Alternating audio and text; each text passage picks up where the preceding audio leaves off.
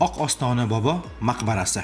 Bu arxitektura yodgorligi viloyatimizning Uzun tumani Oq Ostona mahallasida joylashgan bo'lib, u hududdagi eng qadimiy ziyoratgohlardan biri hisoblanadi. Maqbaraning asosiy qurilishi milodiy 10-asr oxiri, 11-asr boshlariga to'g'ri keladi. Qadimda u payg'ambarimiz Muhammad sallallohu alayhi va sallamning sahobalaridan biri Abu Hurayra radhiyallohu anhu qabri deb e'tiqod qilingan. Ammo hozirgi tadqiqotlar asosida bu joyning ramziy maqbara ekanligi, ya'ni haqiqiy dafn joyi emasligi ma'lum bo'lgan.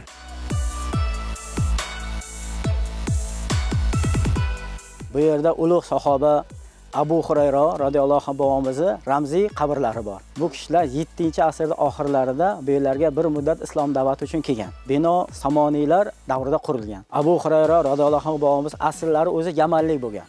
Yaman Davs qishlog'idan chiqqan. Asl ismlari Abu Shams bo'lgan. Bu kishi hijrati 7-yilida Xaybar jangida islomni qabul qilgan ekanlar, 30 yoshlarida. Bu kishi hadis ilmini sultoni, ya'niki payg'ambarimiz xos duolarini olgan. Endi xalqimiz orasida bu ziyoratgohimiz Oq Ostona bobo nomi bilan yuritiladi. Nimagaki binoni avvalgi ko'rinishi oq bo'lgan ekan. Ya'ni ich tarafi ham oq bo'lgan, tashqi tarafi oq bo'lgan. Ana shundan ziyoratchilar bu yerga kelib, shu qayerdan kelyapsizlar desa, ya'niki Bo'sag'as oq bog'dan. Ana shundan keyin Oq Ostona bobo nomi bilan mashhur bo'lgan ziyoratgohimiz. Ixlos xolos degan xalqimizda ulug' bir naql bor. Shunga e'tiboran ko'p ziyoratchilarimiz asosiy farzand talablar keladi. Bu kishining hurmatidan duo olib ketishadi. Ma'lumot o'rnida aytadigan bo'lsak, maqbara chorsixona shaklida qurilgan bo'lib, tashqi o'lchami 9 metr, ichki qismi esa qariyb 6 metrni tashkil qiladi. Devorlari mahalliy uslubda quydirilgan g'ishtdan terilgan. Maqbaraga shimoliy-sharqiy tomondan g'ishtli ravoq orqali kiriladi. Tom qismida piramidasimon gumbaz o'rnatilgan bo'lib, uning ichki qismida 8 qirrali bag'a, ya'ni ravoqsimon qavslar mavjud. 15-asrda maqbaraning ba'zi qismlari ta'mirlangan. Endi bu ziyoratgohimizga Qozog'istondan kelgan mehmonlarimiz bo'lgan, Qirg'iziston davlatidan kelgan mehmonlarimiz bo'lgan, ko'proq qo'shni davlat Tojikistondan ham ko'p mehmonlarimiz keladi. Guvohi bo'ldiki, Italiyadan kelgan mehmonlarimiz bo'ldi. Mana shu tamg'alar ko'rib, Amerikadan kelgan mehmonlarimiz ham bo'ldi. Asosiy chet davlatdan kelgan ziyoratchilarimiz maqbaraning uzoq yillik tarixiga, keyin mana shu ikkita tamg'alarini ko'rish maqsadida keladi. Ya'niki bu ziyoratgohimiz UNESCO qaramog'iga olingandan keyin dunyo me'moriy yodgorliklari safiga kirgan. Ana shuni kuzatgan holda mana shu ikki tamg'alarni ko'plari shuni ko'rish maqsadida keladi bu yoqqa, ziyoratgohimizga. Masalan, dunyo bo'yicha necha ming deylik maqbaralar, cheko'rlar qurilgan bo'lsa, ya'niki hech birida bunday tamg'alar yo'q. Faqat mana ziyoratgohimizda bor. Bugungi kunda ziyoratga kelgan ziyoratchilar albatta mana bu chillaxonaga kirib, bu yerdagi osoyishtalikdan taskin topishi aniq. Mana bu chillaxonamizga kiramiz. Bu chillaxonamiz chil so'zidan olingan bo'lib, ya'ni 40 degan ma'noni bildiradi. Qorong'i ekan. Ichkari qorong'i. Hozir bir muddat qariyb 1 daqiqa turasiz, bir muddatdan keyin ko'zingiz qorong'ilikka o'rganib, eshikni yorishib ketadi. Ya'niki qorong'ilikni aslo sezmaysiz. Endi bu chillaxona qilishdan maqsadki, har bir ziyoratgohda chillaxona bo'ladi. Ya'niki bu inson o'zini 40 kungacha parhez qilib, chilla saqlab, mana shu yerda o'tiradi. Endi buni qilishdan maqsadki, avliyo bobolar bu yerda 40 kun chilla saqlab ibodatda bo'lishgan. Ya'niki qalblarini, ruhiyatlarini ilohiy Alloh bilan bog'lab chiniqtirgan ruhiyatlarni. Endi buni bizlarga meros qilib qoldirgan sababiki, ko'p insonlar qabrni ko'rmaydi. Ya'ni qabr qandayligini tasavvur qilmaydi. Ya'niki shu chillaxonani holatiki, xuddi misoli qabrga o'xshaydi. Mana shuni kirib kelganingizdan birinchi ayvonlari ichkaridagi lahat qabrga o'xshab qurilgan.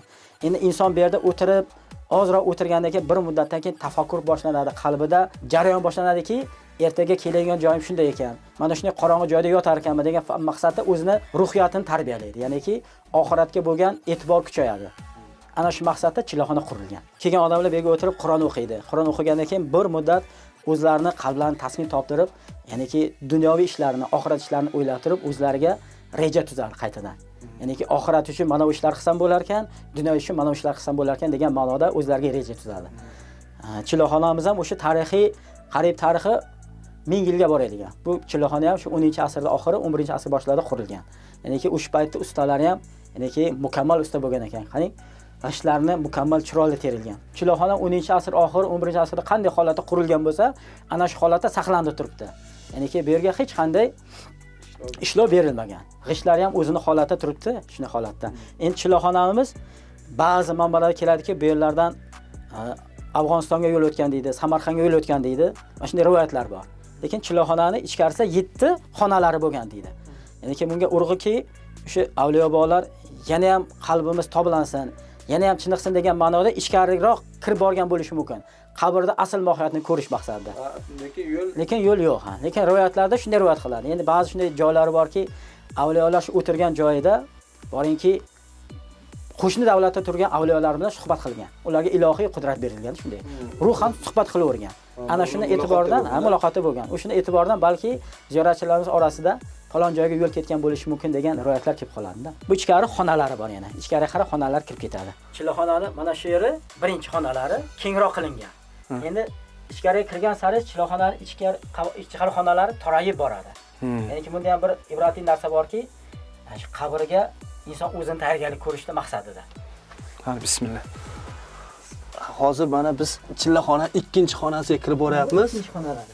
Haqiqatan ham kirgan sari insonda qo'rqinch tuyular ekan, lekin ichkarilab borgan sari ko'ngil xotirjamligini his qilyapmiz. Endi nasib bo'lsa, hozir biz nechinchi xonasida ikkinchi xonasiga kirdik. 7 ta xonalari mavjud ekan, hozir asosan 3 ta xonasiga kirish mumkin ekan. Hammaga tavsiya qilamiz, bir marta bo'lsa ham shu ziyoratgohga kelib ziyorat qilib, chillaxonalariga kirib ko'rishlarini.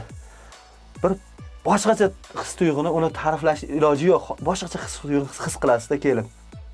2005-yili maqbara hududida ramziy sandiqsimon qabr o'rnatildi. Bu qabrning uzunligi 2 metrdan ortiqroq o'lchamda bo'lib, ustida Qur'oni Karimdan oyatlar va duolar yozilgan. Ammo maqbara haqida hech qanday ta'rif lavhasi o'rnatilmagan. Fasaddagi arkaning o'ng va chap tomonida 1,5 metr diametrdagi yulduzsimon naqshlar joylashgan. Chap tomonda o'simlik, o'ng tomonda esa quyosh naqshi tasvirlangan. Bu ramzlar 9-11 asrlardagi O'rta Osiyo me'morchiligiga xos bo'lgan uslublardir.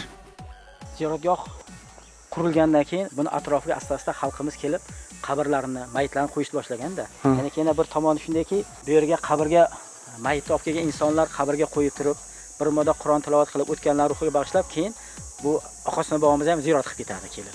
Ya'ni bu ham bir yutuq xalqimiz. Ya'ni ham mayitini qo'ygandan keyin o'zlari ham ziyorat qilib, ruhlarini poklab ketadi. Avliyo boboni ham duolarini olib ketadi. Inson niyat qiladi. Ya'ni hadislarda keladiki, albatta ziyorat qilib turinglar, qabrlarni ko'rib turinglar. Ziyorat sizlarga oxiratni eslatsa degan payg'ambar sollallohu alayhi vasallamdan hadis bor. Ya'ni hadisga muvofiq aholilar ko'plari keladi, ziyorat qiladi. Ya'ni oxiratni eslaydi. Aytganimizdanki, ziyoratdan 3 ta maqsad bor ekanda. Birinchisi qabr ahlini ko'rib ibrat olish.